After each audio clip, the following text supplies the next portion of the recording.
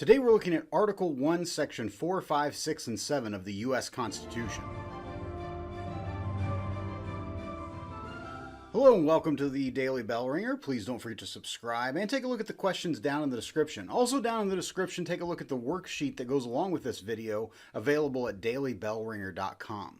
Continuing here with Article 1 of the U.S. Constitution. Remember, Article 1 is all about the legislative branch and basically organizes or sets up Congress with two houses, the House of Representatives and the Senate. Those houses were defined and requirements were outlined in Section 1, 2, and 3 of Article 1.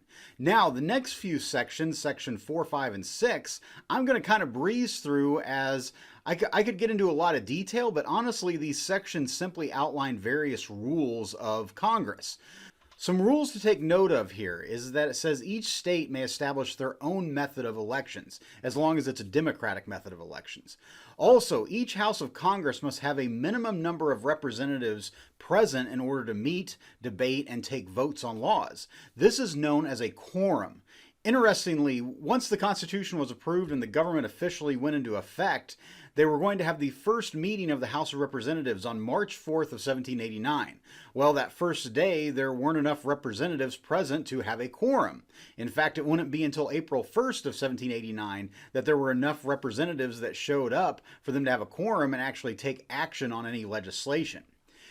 It also establishes in these sections that members of Congress will be paid for their service in the legislature. And then lastly, one kind of odd rule is that members of Congress cannot be detained or arrested while traveling to or from Congress to vote.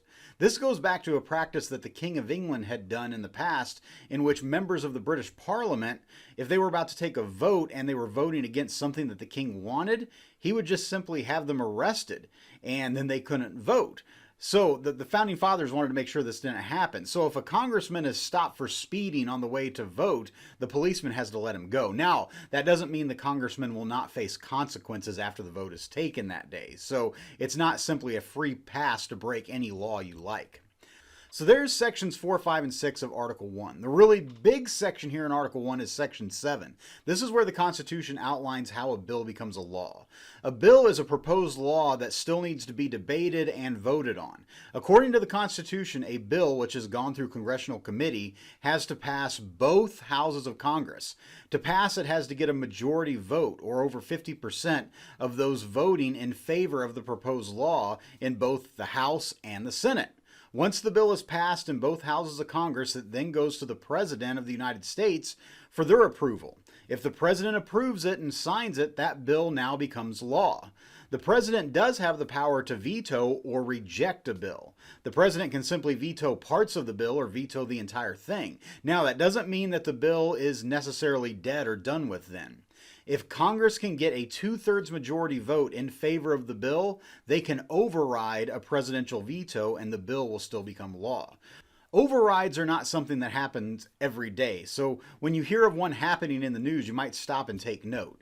Now, just one more time reviewing using a flow chart to show how a bill becomes a law.